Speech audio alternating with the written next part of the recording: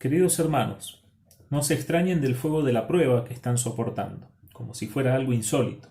Al contrario, alégrense de tener parte en los sufrimientos de Cristo, para que también sea inmensa su alegría cuando se revele la gloria de Cristo. ¿Qué tal, hermanos? Buenas noches. Dios les bendiga. Hoy domingo 5 de julio, una vez más nos volvemos a encontrar, nos volvemos a congregar, cada uno en sus hogares, cada uno en el lugar donde nos toque estar en esta noche, para poder celebrar la alabanza, para poder celebrar la adoración, para poder compartir también un pequeño devocional de su palabra y poder congregarnos de manera virtual, ¿sí? Como nos toca hacer en este tiempo. Antes de empezar, quiero rogar que estemos orando por nuestros hermanos de la iglesia, nuestros hermanos Tobías, Cecilia y Josías, que están atravesando un tiempo de prueba, un tiempo de dificultad, de salud. Confiamos en Dios en que va a hacer la obra, de que va a tener cuidado de cada uno de ellos, tanto de Tobías como de Cecilia y del bebé también, de Josías. Dios va a tener cuidados especiales sobre los chicos, así que bueno, no dejemos de orar, no dejemos de clamar a Dios por eso. En este tiempo, en el día de hoy, tenía pensado continuar compartiendo sobre las parábolas del Señor Jesús. Sin embargo, he visto que durante la semana han pasado algunas cosas que me han llevado a reflexionar sobre otras cosas, ¿no? Principalmente sobre el sufrimiento. Durante la última semana hemos visto que en nuestra provincia han aumentado exponencialmente la cantidad de casos de esta enfermedad, ¿no? Este flagelo que está azotando al mundo entero y del cual nuestra provincia y en especial nuestra ciudad no es ajeno a eso. Con lo cual he visto que esta enfermedad causa mucho sufrimiento, ¿no? Mucha división, no solamente en lo físico, sino en lo sentimental, en lo familiar, en la vida diaria, en la vida cotidiana de cada uno, ¿no? La incertidumbre, todo lo que trae aparejado toda esta enfermedad. Realmente he visto que hay en todo esto mucho sufrimiento, ¿no? Por eso compartía esta palabra de ánimo que daba el apóstol Pedro, y decía que, bueno, que no nos sorprendamos, ¿no? De estar pasando por la prueba, sino que lo tengamos por sumo gozo, ¿no? Alegrémonos, dice, ¿no? En el tiempo de la prueba. Bueno, a menudo escuchamos, ¿no? Y escuchamos que muchos hacen cuestionamientos, y quizás nosotros también por ahí podemos caer en el error de cuestionarnos, ¿no? Si realmente Dios es bueno, ¿por qué permite que sucedan estas cosas? O quizás por ahí podemos escuchar también de que, bueno, si Cristo sufrió por nosotros, ¿por qué nosotros tenemos que sufrir también, ¿no? Eso es un cuestionamiento bastante habitual que uno quizás escucha en las redes sociales, en la televisión, o escucha comentarios en las personas quizás que nos rodean en nuestros ámbitos de trabajo, de estudio. Bueno, eso es algo que es habitual, pero que en realidad es erróneo, ¿no? Dios es bueno y jamás ha dejado de serlo, ni dejará de ser bueno, porque es una cualidad que está adentro en el corazón de Dios y que jamás va a dejar de ser bueno, ¿sí? La bondad, la misericordia, el amor, la fidelidad son cualidades eternas de Dios, que siempre las ha tenido y las va a seguir teniendo, con lo cual si algo sucede es porque tiene una razón de ser, ¿no? En nuestras vidas. Si la prueba viene y la palabra nos llama a gozarnos en la prueba o en los momentos que nos toque atravesar de dificultad, entonces por algo es. Hay que encontrarle el sentido a la prueba que Dios pone en nuestras vidas. ¿Por qué suceden estas cosas? Puede ser una de las preguntas con una de las respuestas que pareciera ser a simple vista más difíciles de poder encontrar, ¿no? Esta respuesta, ¿por qué suceden estas cosas? Bueno, suceden porque sabemos por lo que nos dijo el Señor Jesucristo que en este mundo íbamos a tener aflicciones. Eso se lo dijo el Señor Jesús a sus discípulos y a través de la palabra de Dios nos dice a cada uno de nosotros que en el mundo vamos a tener aflicciones, en el mundo vamos a tener pruebas, en el mundo vamos a sufrir penalidades, persecuciones, enfermedades, hambre, desnudez. En el mundo vamos a tener aflicciones. Pero hay una esperanza en esa palabra que dice que debemos confiar en Él, porque Él ha vencido al mundo. Y así como ha vencido al mundo, ha vencido al provocador de todas estas aflicciones. Entonces podemos estar seguros en la certeza que nos da la victoria que tenemos sobre cada una de las aflicciones y de las penalidades que sufrimos y que pasamos en esta vida, ¿no? Sabemos que en el mundo vamos a tener aflicciones, pero debemos confiar en el Señor Jesús, porque el Señor Jesús ha vencido a este mundo. Con lo cual vemos que las aflicciones no son pocas, ¿no?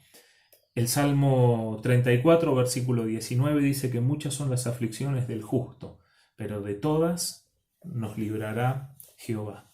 Con lo cual las aflicciones de cada uno de nosotros no son una, no son dos, son muchas, y muchas son las aflicciones del justo. Sin embargo, de todas el Señor nos va a librar. Hay victoria sobre cada problema. En Cristo hay victoria sobre cada situación de aflicción que nos lleva. Algunos piensan que no sufren penalidades o que quizás nuestros problemas son mayores a los de los demás. Estoy seguro y por lo que he visto en mi vida, que todos pasamos por dificultades. Para algunos las dificultades son económicas, para otros las dificultades son físicas, para otros las dificultades son psicológicas, para otros, pero absolutamente todas las personas y todos los cristianos pasamos por dificultades. Quizás sentimos el rechazo, quizás sentimos problemas económicos, quizás tenemos problemas de salud, pero absolutamente todos pasamos por la prueba, como dice la palabra de Dios. Y muchas veces evitamos hablar, o se evita hablar del sufrimiento, porque el sufrimiento es impopular, ¿no? Es impopular, entonces no hablamos de pérdidas, no hablamos de fracasos, no hablamos de transitar una enfermedad, mucho menos hablamos de transitar un duelo, quizás, ¿no? Pero el sufrimiento es parte de la vida real. Es parte de lo que nos toca afrontar, luchar y pelear día a día. Y muchas veces llevamos ese sufrimiento y lo cargamos, y hay días que es más pesado, días que son más livianos, pero sin embargo el sufrimiento y las aflicciones son parte de la vida real. Lo vemos cuando vemos un hospital, cuando vemos en la tele el hospital de campaña, cuando vemos los casos de coronavirus, lo vemos cuando escuchamos la sirena de una ambulancia, cuando escuchamos una noticia trágica en el mundo. Ahora ha aparecido hace poco en Mongolia, ha aparecido un nuevo brote de la peste negra, que ya había sido erradicada en el mundo hacía muchísimos años y una vez más vuelve a aparecer. Estas noticias que nosotros escuchamos y que vemos, y que escuchamos la ambulancia y la sirena y vemos el hospital y los enfermos y nos enteramos, nos dan cuenta de que el sufrimiento es real, ¿no? Y cada uno de nosotros, como decía recién, no estamos exentos por ser cristianos o por ser hijos de Dios, no estamos exentos al sufrimiento, con lo cual los cristianos también sufrimos y las personas buenas también sufren.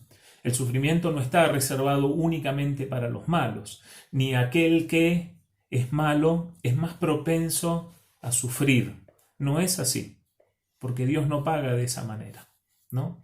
El sufrimiento es parte de la vida, pero no es únicamente para los malos.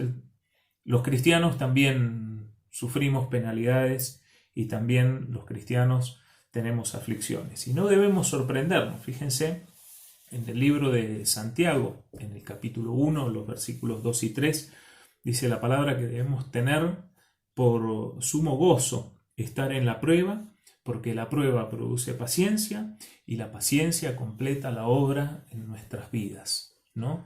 Fíjense, dice, tengan por sumo gozo cuando estén en la prueba, ¿no?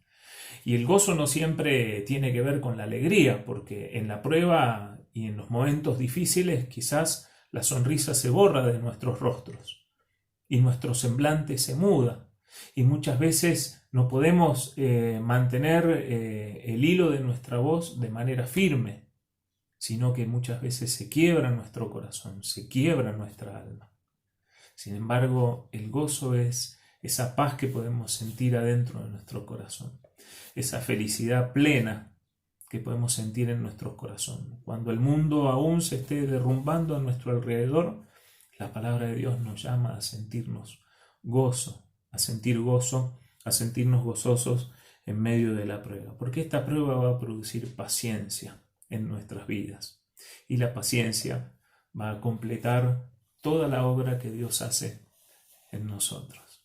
También lo dijo el apóstol Pablo en el libro de Romanos, capítulo 5, versículo 3, dice, nos gloriamos en las tribulaciones, sabiendo que la tribulación produce paciencia, ¿no? La paciencia produce prueba, la prueba produce esperanza. Podemos decir que la Biblia nos llama a tener paz en medio de la tormenta, a tener gozo en nuestros corazones, aún sabiendo que la prueba puede llegar a ser dura o la prueba que estamos transitando ya es dura. Sin embargo, nos llama a gozarnos, a gloriarnos en las tribulaciones. La salvación y vivir en Cristo no es sinónimo de una vida ausente de problemas.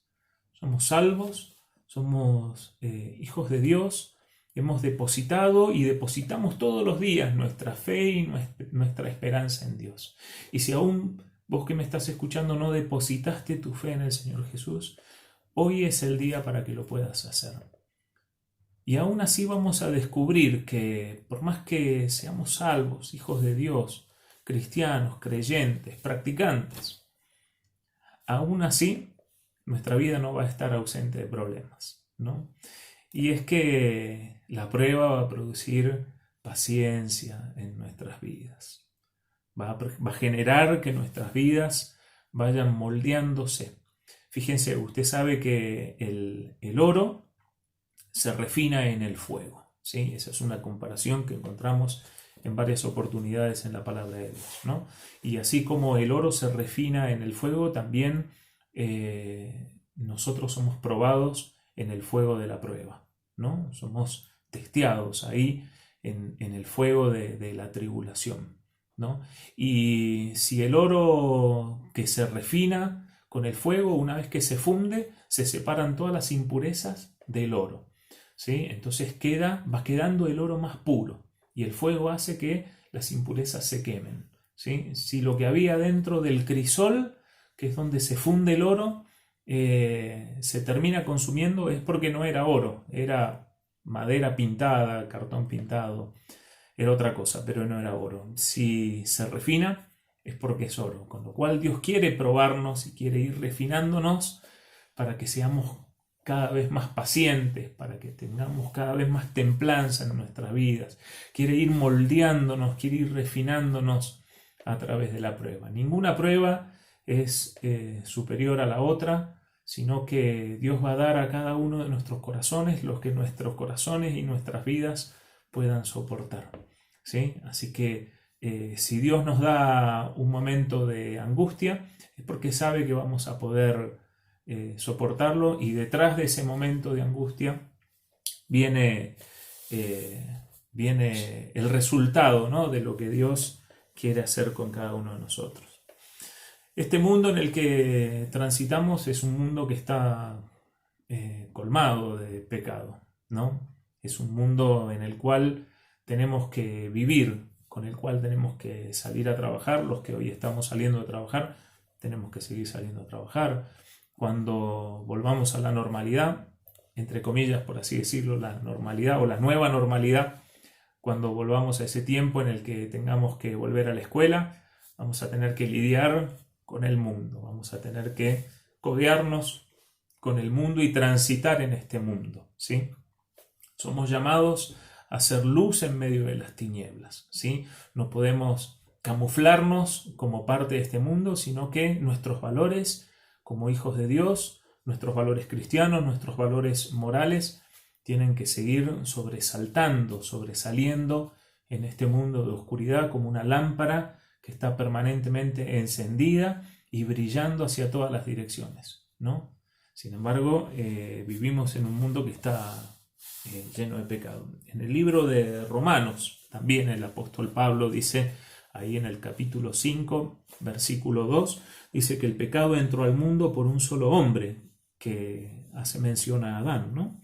Y por el pecado la muerte, y así se alcanzó a todos los hombres. Fíjense el efecto contagio que tuvo el pecado en la humanidad a través de uno, que podemos decir en términos actuales fue el paciente cero o el caso índice, a través de uno que pecó, entonces todos pecaron. Y así dice la palabra de Dios, por cuanto uno pecó, hemos arrastrado la culpa del pecado a través de todas las generaciones, ¿sí? Sin embargo, Dios ha encontrado la solución al pecado y ha dado a su Hijo unigénito, como dice la palabra de Dios, para que todo aquel que cree en el Señor Jesucristo no se pierda, sino que tenga y alcance la vida eterna.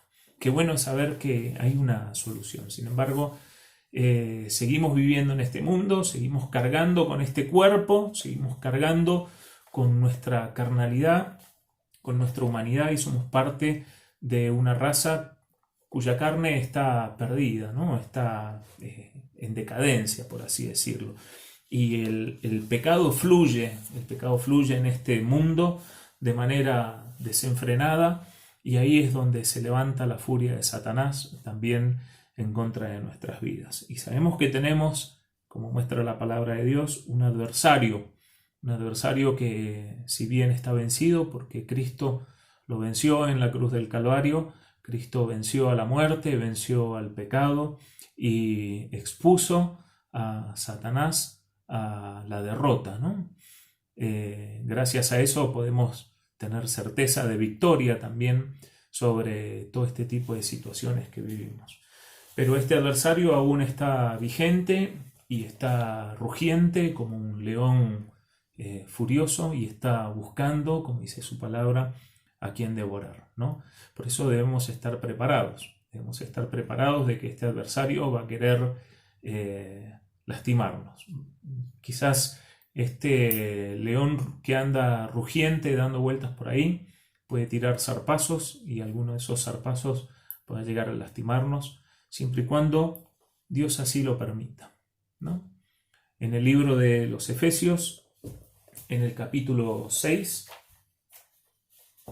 en el libro de los Efesios capítulo 6, versículo 11 y 12, dice la palabra de Dios: vestidos de toda la armadura de Dios, para que podáis estar firmes contra las artimañas del diablo. Porque no tenemos lucha contra sangre y carne, sino contra principados, contra potestades, contra los dominadores de este mundo de tinieblas, contra huestes espirituales de maldad en las regiones celestes. Fíjense que nuestra lucha no es contra sangre ni carne, nuestra lucha no es en contra de las personas, sino que nuestra lucha es en contra de Satanás y de todas las huestes de maldad, los principados, las potestades, los dominadores de este mundo de tinieblas, dice la palabra de Dios, ¿no? Debemos estar preparados, debemos vestir la armadura de Dios para que podamos estar firmes, para que podamos vencer las artimañas. Y algo de lo que podemos hacer es afianzarnos más a la palabra de Dios. Debemos sostenernos en oración, debemos mantenernos unidos y en comunión con Cristo a través de la congregación, a través de el poder escudriñar su palabra. Debemos estar preparados. La lucha contra el enemigo es una lucha cuerpo a cuerpo y tenemos una armadura que si continuamos leyendo en el libro de Efesios la vamos a descubrir, muchos de nosotros ya la conocemos, pero si continuamos ahí en el libro de Efesios, en el capítulo 6 vamos a encontrar de qué está compuesta esa armadura. Por eso tenemos que estar preparados, tenemos que estar firmes. Esta lucha es de todos los días, de cada minuto, de cada segundo. Y el enemigo no podemos verlo con nuestros ojos carnales, pero sí sabemos y conocemos que existe en el plano espiritual, ¿no? Con lo cual, con nuestra mirada espiritual, podemos saber que el enemigo va a intentar, en su furor, hacernos daño. La obra de Satanás, furiosa, la vemos en la vida de Job. Vemos cómo Dios ha permitido que Job sea tratado, ¿no? Cómo Dios ha permitido que Job sea probado, ¿no? En la vida de él. Y vemos la furia de Satanás sobre la vida de este hombre, que ha perdido muchas cosas, no solamente bienes materiales, sino también ha perdido de sus hijos, ha perdido de su salud, ha perdido la confianza, era un hombre de plena confianza, perdió su confianza, perdió muchas cosas, ¿no? A través de la prueba que él tuvo. Sin embargo, Dios le restituyó todo lo que Satanás le había arrebatado. Dios se lo restituyó, le restituyó los bienes, le restituyó su reputación, restituyó la vida de sus hijos. Bueno, vemos cómo este espíritu de maldad, como Satanás trata con furor a cada uno de nosotros, ¿no? No debemos sorprendernos entonces frente a los ataques del enemigo. Tenemos pruebas porque vamos a contramano de este mundo, ¿no? Y la palabra de Dios nos llama a no conformarnos a las cosas de este mundo, no conformarnos a este siglo, dice Pablo allá en Romanos capítulo 12, no nos conformemos, no seamos conformistas, vayamos a contramano. Si el mundo levanta una bandera de tinieblas, nosotros vamos a levantar la bandera de Cristo. Si quiere apagar nuestras voces, vamos a buscar la manera de poder seguir predicando del amor de Dios. Debemos ser sal, debemos ser luz en este mundo de tinieblas, ¿no? No debemos conformarnos. Dice el profeta Isaías, allá en el capítulo 53, que ya profetizaba en aquella época, ¿no? Que Jesucristo iba a ser un varón despreciado, desechado por los hombres, varón de dolores y experimentado en la aflicción. Y cada uno de nosotros intentamos día a día parecernos al Señor Jesucristo, ¿no? Y el Señor Jesucristo fue un varón experimentado en dolores y en aflicciones, despreciado, desechado por los hombres, con lo cual no debemos sorprendernos si en nuestras vidas sufrimos las penalidades que el Señor Jesús sufrió mientras estuvo en esta tierra. Pero si algo podemos estar seguros y tener confianza también es de que en este sufrimiento no estamos solos, ¿no?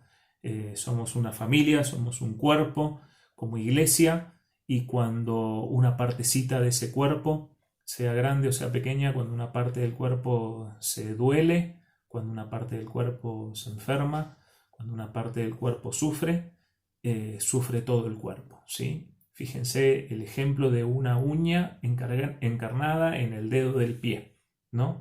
La uña del dedo chiquito del pie, cuando se encarna, le duele a quienes le ha pasado. A mí me ha pasado, por eso lo cuento como experiencia. Les duele todo el cuerpo y no puede caminar y renguea y sufre.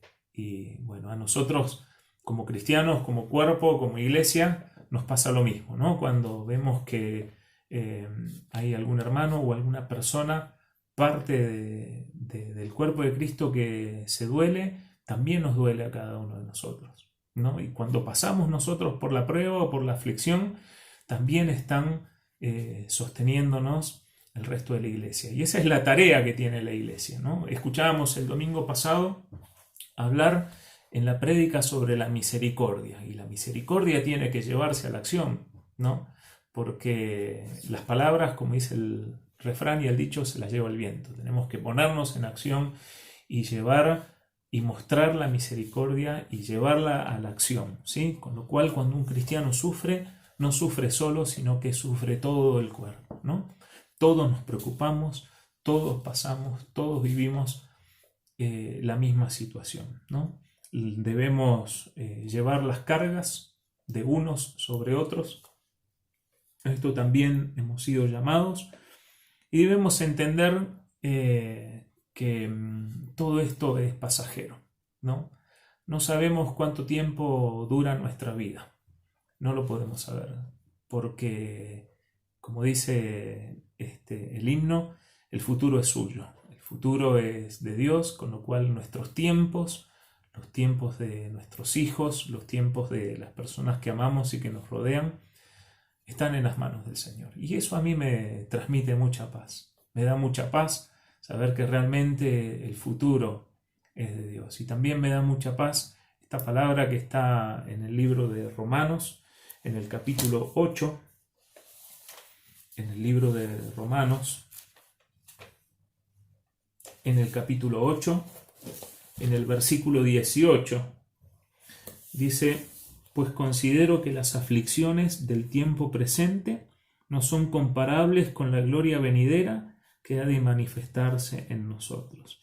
Las aflicciones del tiempo presente, las aflicciones que hoy estamos viviendo, no son comparables con el gozo que vamos a vivir, con la gloria que vamos a presenciar cuando estemos en el lugar donde Cristo nos lleve, a su presencia. Con lo cual, todo esto no solamente que es pasajero, sino que tenemos una esperanza más allá de las aflicciones, más allá del dolor, más allá de la angustia, más allá de la desesperanza que puede traer la prueba. Tenemos la esperanza de saber que más adelante nos espera algo mejor. Con lo cual, esto que vivimos ahora no es comparable con todo lo bueno que vamos a vivir más adelante. Podemos poner en el medio de la tormenta ese faro encendido allá en el horizonte que nos muestra que hay seguridad, que nos muestra que hay paz, ¿sí? Y eso va a traer paz a nuestras vidas. Muchos navegantes, muchos marineros, en medio de la tormenta buscan los faros que indican que están cerca de la tierra, y es una señal para poder llegar a un puerto seguro, ¿no? Bueno, nuestro faro es el Señor Jesús, nuestro faro es Cristo, que venció a la muerte, que venció al pecado, que venció a Satanás, el autor de todas las pruebas que vivimos, ¿no? Y así todo, en medio de la tormenta podemos hallar gozo y podemos hallar paz. Incluso en las horas más difíciles, incluso en los momentos más trágicos de nuestras vidas, en el momento o en la hora más oscura de nuestras vidas, Cristo está obrando en cada uno de nosotros. Está obrando en nuestros hijos, está obrando en nuestra familia, está obrando en nuestra salud, está obrando en todo, ¿no? Está poniendo por sobre todas las cosas la voluntad de Dios, la voluntad del Padre. Sin embargo, sabemos y tenemos la plena certeza y la confianza en que todas las cosas que vivimos ayudan a bien, porque eso dice su palabra también. Podemos encontrar que el Señor Jesús es nuestro consuelo, es nuestra paz, es nuestro refugio, nuestro escudo. El Señor Jesús es nuestra torre fuerte, nuestro amparo, nuestra fortaleza, nuestra protección. Por sobre todas las cosas, Él es amor. Con lo cual debemos estar preparados para la prueba. Debemos estar conscientes y saber de que en el momento en que pasemos por una situación de dolor y de prueba, el Señor Jesús está con nosotros, que toda la iglesia y todos los cristianos también nos sostenemos unos a otros, aunque quizás no nos conozcamos. Hemos orado muchas veces por muchas personas que ni siquiera conocemos, Sin embargo, nos sostenemos. Y también sostenemos a aquellos que, aún sin ser cristianos, están también pasando por alguna dificultad o por alguna prueba, porque seguramente Dios también va a querer manifestarse en la vida de ellos, ¿no? Oramos por los médicos, oramos por nuestros gobernantes, oramos por las familias, por los niños, por la adolescencia, oramos por la juventud, oramos por nuestros hermanos mayores, oramos por nuestros trabajos, por el bienestar, por nuestra provincia, por nuestro país, por el mundo entero. Oramos, ¿sí? Debemos seguir orando y debemos estar preparados para la prueba, ¿no? Para eso debemos estar y saber y ser conscientes de que lo que podemos llegar a vivir en este tiempo no es comparable con la esperanza que tenemos por delante, la gloria que tenemos por delante. Y eso tiene que ser también como nuestra meta, ¿no? Saber que todo esto es pasajero y que algún día vamos a estar viendo de lejos esa prueba que hemos pasado y vamos a poder decir: hasta aquí nos ayudó el Señor, hasta acá nos ayudó Dios, hasta acá nos tendió una mano, y todo lo que hemos pasado de acá para atrás, cualquiera haya sido el resultado, sabemos que Dios ha estado caminando con cada uno de nosotros. Quiero terminar con una frase que no es mía, es de Alexander MacLean, que dice: la paz no viene por la ausencia de problemas, sino por la presencia de Dios en medio de ellos. Tengamos confianza en el Señor, guardemos completa paz en nuestros corazones, sabiendo que Dios tiene el control no solamente sobre nuestras vidas, sino de toda situación que podamos vivir. Mis queridos hermanos, que Dios les bendiga.